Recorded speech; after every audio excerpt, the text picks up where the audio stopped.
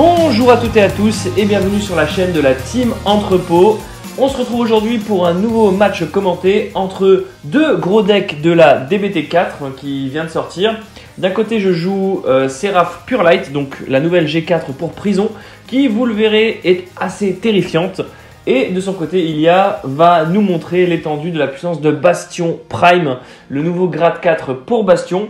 Les deux decks sont vraiment très sympas et plutôt compétitifs, donc ça va être vraiment intéressant d'analyser cette game puisque l'extension vient de sortir et il y a des plays assez intéressants, vous allez le voir. Voilà, avant de commencer, je vous rappelle également que les cartes à l'unité sont encore dispo sur le site de Parkage, donc n'hésitez pas à aller faire un tour si vous souhaitez mettre à jour vos decks avec la DBT4. En tout cas, nous on va se faire cette petite game avec beaucoup de plaisir. C'était le jour de la sortie de la DBT4 qu'on a pu tester ces decks là avec la team Le Conseil et la team Entrepôt, donc c'était assez sympa. Donc vous verrez que Prison gagne pas mal de très bonnes cartes, notamment Seraph et notamment la PR que nous n'avions pas au moment des playtests, donc qui a été remplacée par, on joue sans la PR globalement. Et vous verrez que Bastion Prime et Bastion globalement reçoit aussi pas mal de bonnes cartes dans cette DBT4, notamment pas mal de bons grade 3 défensifs, l'un qui a 20k shield, l'autre qui permet de faire des choses assez intéressantes. Donc voyons voir quelle sera la compo d'Ilia lors de cette partie. Donc c'est lui qui commence, toujours très effrayant de laisser débuter Bastion, surtout avec Prison qui est un deck qui scale en fait, c'est-à-dire un deck qui va avoir très peu de cartes en main, très peu de ressources au début, puis qui va petit à petit, par le triple drive et par les cartes qu'on va emprisonner, va monter en puissance sur le temps. Donc là, lui ride son G1, c'est forte je crois, qui ne fait rien. Moi je vais d'abord rider ma Kenny Blue qui va chercher la prison x1 dans le deck. Donc on fait notre petit +1 et après on va draw par l'effet du starter puisqu'on est deuxième. Donc voilà, je vous parlais oui de Bastion qui obtient plusieurs techs intéressantes dans cette DBT4, mais Prison obtient surtout son grade 4 qui est vraiment effrayant. Donc là, je draw par l'effet du starter. Je vais activer normalement ma prison, mais pour ça il faut que je pose une autre carte sur le terrain. Donc Cheval Stud qui est la meilleure cible quand on est deuxième pour lancer sa prison. Puisque tout simplement c'est un acte qu'on n'a pas forcément envie de faire T1. Si on joue pas contre un deck qui le contrôle, c'est pas dérangeant de le poser. Donc Cheval Stud qui est l'une des meilleures cartes du deck selon moi. Donc voilà, le poser T1 c'est pas spécialement dérangeant. Je vous disais qu'en fait Bastion quand il commence c'est toujours très redoutable, surtout face à Prison qui est un deck qui va monter en puissance. Mais Prison a une arme qui va être redoutable contre Bastion, c'est son early game.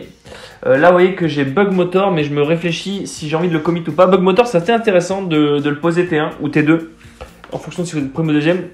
C'est marrant parce que si votre adversaire défausse des triggers ou Soul Blast son starter par des effets, Bug Motor va direct le mettre en prison et c'est pas une carte que l'adversaire a très envie de récupérer depuis sa prison. Donc c'est toujours très sympa d'avoir Bug Motor très tôt dans la partie. Attaque de Kenny Blue, trigger check. Oh, le persona que je joue quand même en x1 dans le deck parce que je trouve ça plus intéressant d'avoir 5 cibles à re-ride plutôt que juste 4 grade 4. Je trouve qu'à défaut d'avoir le grade 4, re-ride une Seraph Snow c'est plutôt pas mal. Donc là il ride son grade 2 qui lui permet de révéler 2 grade 3 pour call le top deck. C'est un front, c'est la pire carte en fait à call par effet. Donc voilà. Là vous voyez que c'est plutôt sympa. Ce qui est plutôt sympa c'est que je peux faire Bug Motor, emprisonner son draw. C'est pas une carte qu'il a envie spécialement de ressortir. Ensuite je vais pouvoir emprisonner une carte de sa main par l'effet de ma grade 2, je sais plus comment elle s'appelle. Reset Pink je crois. Donc voilà, il emprisonne Alden. Vous verrez que ce move va lui porter un peu préjudice plus tard. Là ensuite je fais mon Bug Motor pour envoyer son draw dans ma prison. Et ensuite je fais Cheval Stud pour tout simplement piocher une carte. Et donc là le Cheval Stud par l'effet de Bug Motor est actif. On emprisonne un front qui n'a pas spécialement envie de sortir. Et du coup c'est comme ça qu'on construit petit à petit une prison qui est plutôt sympa. Donc là on envoie le front en prison. Hop. Voilà, parce que clairement, pour Bastion, gaspiller des ressources pour sortir des fronts et des draws. Ah, petite tech intéressante, Cuff Spring, qui est une carte de la DBT3, une commune, qui dit que quand elle est placée, l'adversaire choisit une carte de sa main et qui met en prison, et ensuite il pioche une carte. Alors comme ça n'a pas l'air spécialement fou, mais c'est vraiment pas mal de pouvoir avoir des cartes qui emprisonnent d'autres zones que du terrain, tout simplement pour pouvoir pallier au fait que on n'arrive pas à débloquer les paliers de prison intéressants si l'adversaire n'a pas de board.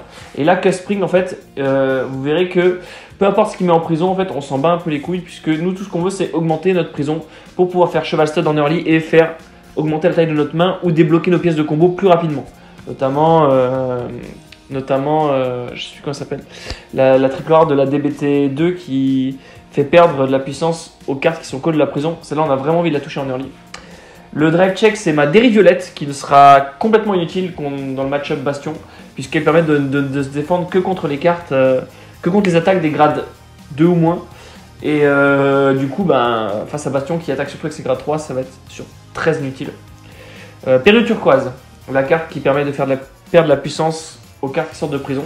Très intéressant, très bonne carte, période turquoise. Le raid de Bastion.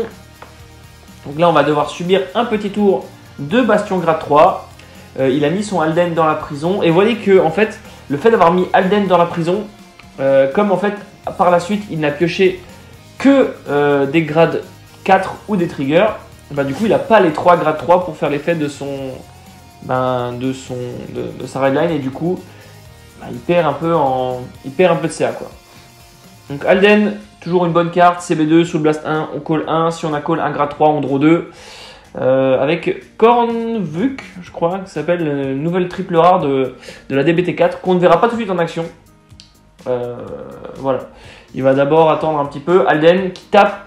Autre effet d'Alden, s'il y a 3 grades 3 ou plus sur le terrain, je crois. Ouais, c'est sur le terrain. Il gagne plus 5000. Donc en fait, là, il va taper à 20. Ça fait 15 K-Shield, c'est très très dur face à un grade 2. Il choisit de taper d'abord avec Kornvuk, ce qui n'est pas spécialement déconnant. Comme ça, il laisse le doute sur l'unité qu'il va restand par l'effet de Baston Prime, même si globalement, on se doute qu'il va quand même restand Alden.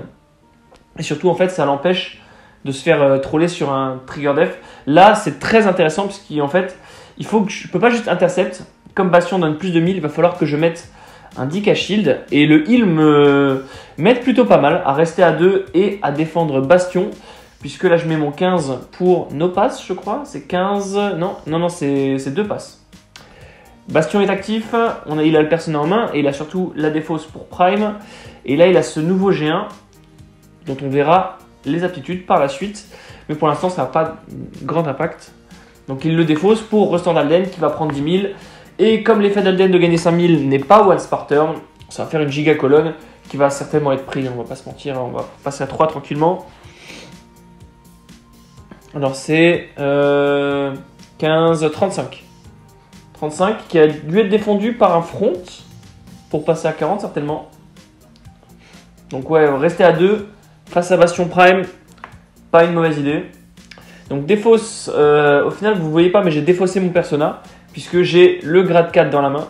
Donc je vous disais, jouer Seraph en plus que... Enfin, ne pas jouer que la grade 4, jouer également la grade 3, ça peut être pas déconnant dans le deck. Effet de Cheval Stud pour emprisonner, comme j'ai plus que 3 en prison, je draw 1. La Derry Violette qui est call en front, puisque de toute façon, autant qu'on s'en serve pour attaquer, puisqu'on ne va pas s'en servir pour son effet de PG. Jouer Seraph Snow de base, en plus exemplaire que 4, ça peut être pas déconnant. Tout simplement parce que on peut, si on touche pas sa grade 4, au moins Persona Ride, ce qui nous donne un peu de peps si on manque de grade, si on n'a pas pioché la grade 4 tout simplement. Et même si on est sur la grade 4, on peut toujours la call en rear et emprisonner le terrain de l'adversaire, sachant que la grade 4 globalement c'est un effet on place. Du coup, si on ne re-ride pas la grade 4 tous les tours, l'adversaire peut juste libérer les cartes de sa prison et on aura peut-être un peu de mal à les emprisonner. Le front qui est trouvé, qui va donner plus 10 000 à toutes les cartes, hop, et triple drive, qui nous donne enfin la période turquoise, qui va nous permettre d'être très très défensif et de pouvoir tenir l'assaut des cartes qui sortent de la prison. Donc là c'est simplement 28, il y a qui va la garder, je pense que c'est une petite erreur.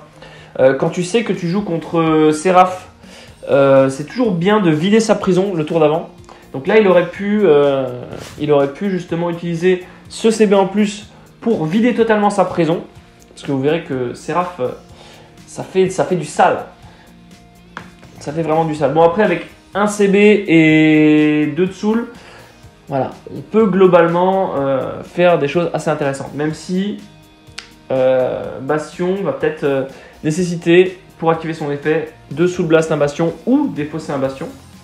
Donc Bastion Prime, qu'on vient de voir, l'effet est le suivant. Quand le drive check révèle un grade 3 ou plus, on peut défausser ou soul blast une copie de Bastion. Si on le fait, on restand tous les grades 3 sur le terrain et grade 3 ou grade 3 ou plus, on restand tous les grades 3 je crois, et ils prennent tous 10 000. Donc voilà, c'est très très puissant. Et oui, aussi toutes les cartes en front row, tous les grades 3 en front row prennent 2000 je crois, oui c'est ça. Donc voilà, c'est assez puissant. Surtout si on a des cartes qui permettent de donner la capacité au grade 3 de boost, ce qui n'est actuellement pas le cas de suite. Et là on voit qu'il utilise Cornuke, qui est une nouvelle carte de la DBT04. Sous le blast 1, il le reste, check le top 3 et colle un grade 3, mais le reste au bottom. Et donc là en fait, il va juste faire un tour de Bastion full ressources. Et là c'est là où je trouve il misplay un peu. Il aurait peut-être dû sortir des cartes de la prison, quitte à ce que ce soit pas fou, mais au moins vider la prison pour éviter à Pure Light au prochain tour de faire des paliers. Donc là vous voyez que le tour de grade 3 le tour de Bastion est assez facile à tenir, et on voit que le deck d'Ilia joue quand même pas mal de tech, et pas mal de tech qui utilisent des ressources, ce qui est très très compliqué contre prison. Donc hop, Bastion Prime, sous blast un Bastion, restant tous les grades 3, ils prennent 10 000. Donc c'est un tour à 5 attaques, enfin 4 attaques là en l'occurrence, vu le setup qu'il a choisi. L'Overtrigger qui est trouvé, donc qui va me donner une draw et terminer le tour de Bastion. Donc je suis à 2 dommages. J'aurais bien aimé un petit CB de plus pour ne pas me retrouver bloqué par la suite, mais bon. Vous voyez que l'Overtrigger là fait terminer le tour de Bastion, mais souvenez-vous bien que plus tard ça va peut-être me porter préjudice. Je raid la nouvelle Aura Battle Fierce Princess, Séraph Pure Light. Donc quand elle est placée, CB1 sous blast une Pure Light, enfin sous blast une Séraph, pardon. Et pardon, l'adversaire va emprisonner 2 de son terrain, 2 de sa main et 2 de sa soul. Donc ça emprisonne 6, c'est depuis des zones différentes. Donc c'est ultra balèze. Donc là vous voyez que paf paf, 2 du terrain, 2 de la main, et comme il a intelligemment vidé sa soul, on se passe bien des cartes emprisonnées de la soul. Mais c'est très intéressant parce que autant en plus ça touche de la soul, donc ça empêche l'adversaire d'utiliser sa soul pour payer des costs pour libérer ses cartes de prison. Donc là on lance la petite agra rouge, sous blast 1 emprisonne une front. Donc là on passe à 7 de prison, 7 ou 8 de prison je crois, 7 de prison, 7 de prison ouais. Donc autre effet de Séraph Pure Light, pour chaque 2 cartes dans la prison, la front row prend 5000. Donc là, comme il y en a 7, ils vont tous prendre plus 15 000. Et comme Agra Rouge et Période Turquoise gagnent encore 5000 par leur effet, là, ils vont prendre 20 000 grosso modo. Donc là, on a une colonne à 28 000, triple drive. Et on a quand même grappillé en une carte beaucoup de ressources de la main adverse. Mais par contre, cette carte est, je trouve, assez balanced. Il trigger qui tombe, mais qui ne fait pas grand chose puisque je suis à moins de dommages que l'adversaire. Mais une carte qui est quand même assez balanced puisque c'est un effet que on place. Et ensuite, on a le crit derrière qui vient littéralement enfoncer Ilia qui passe à 5 dommages et qui doit gérer des colonnes monumentales, 48 et 48.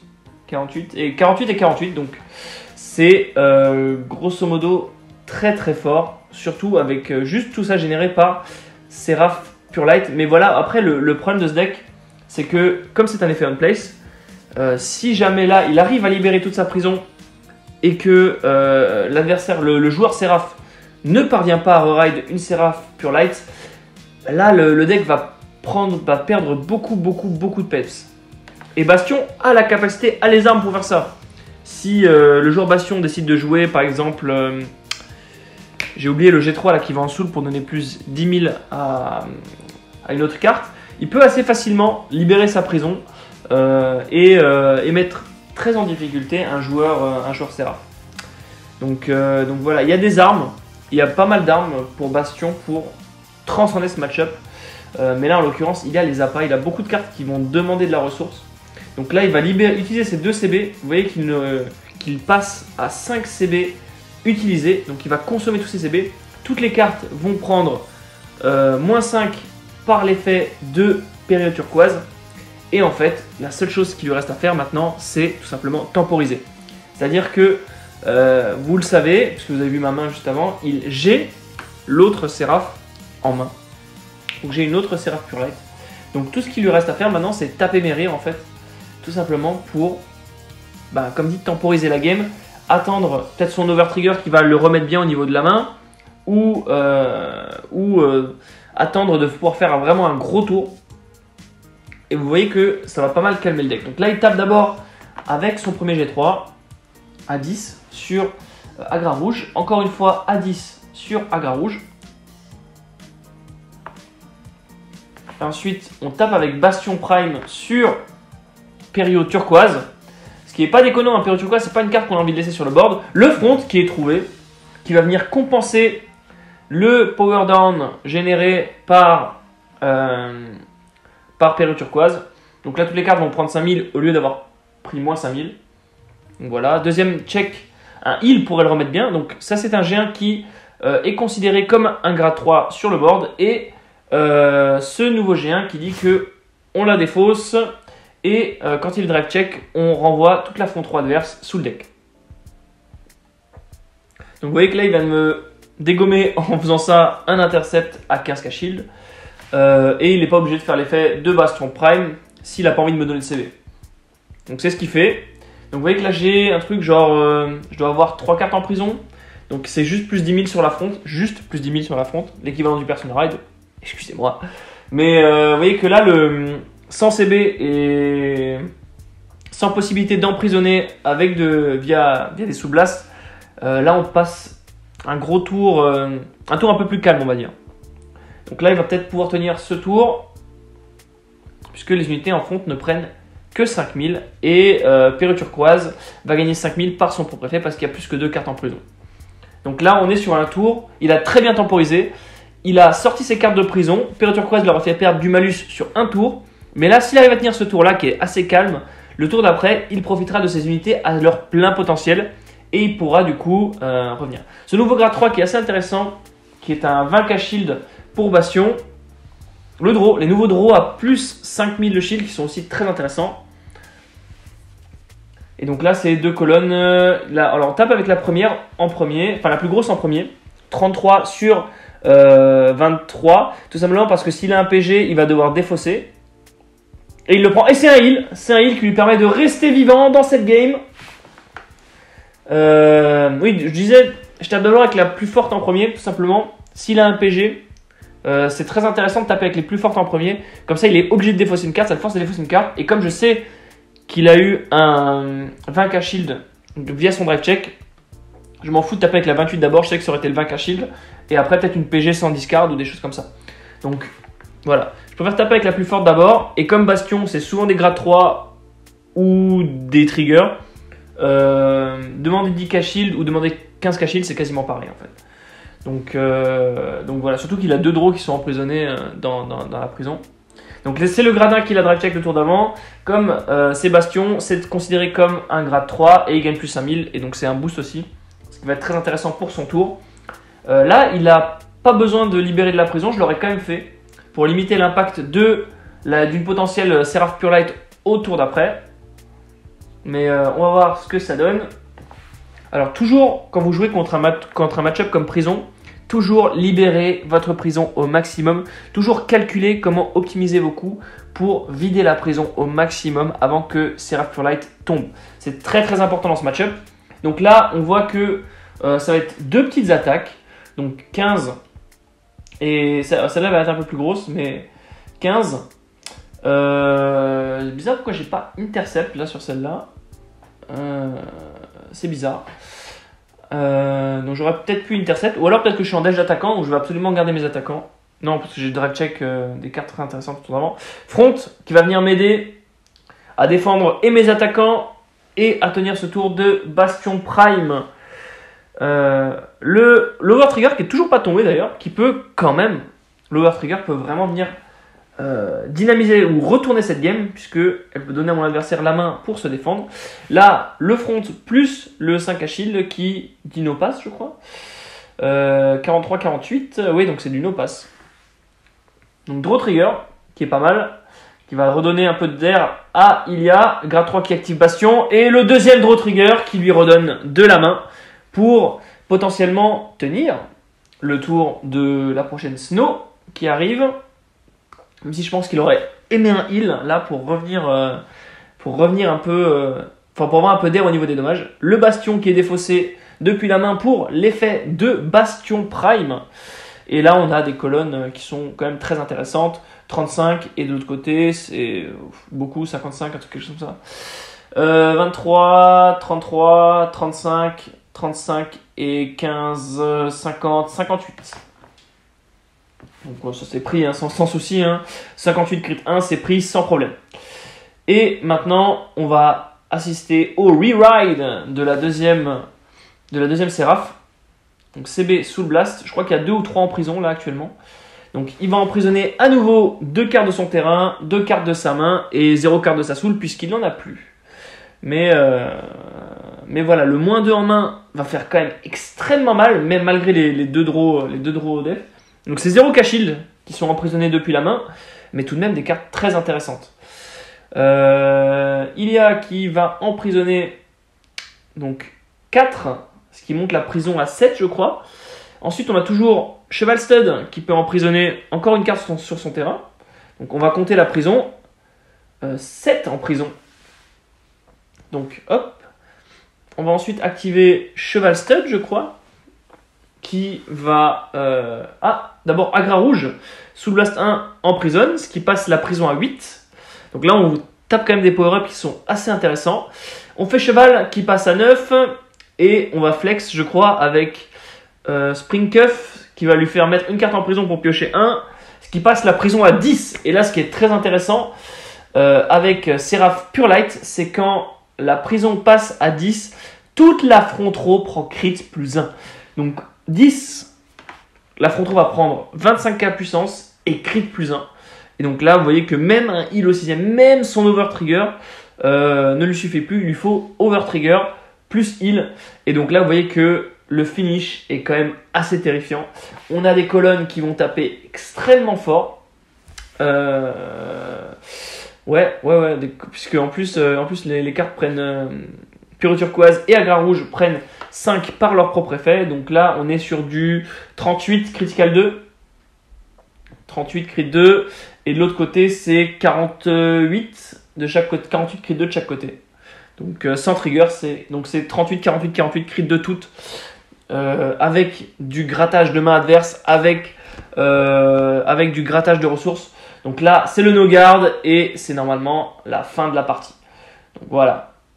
J'espère que cette partie vous aura plu. J'espère que mes commentaires vous auront aidé peut-être à jouer dans ce match-up Seraph ou Bastion. N'hésitez pas à me le dire dans les commentaires et on se retrouve bientôt sur la chaîne de la Team Entrepôt. Salut!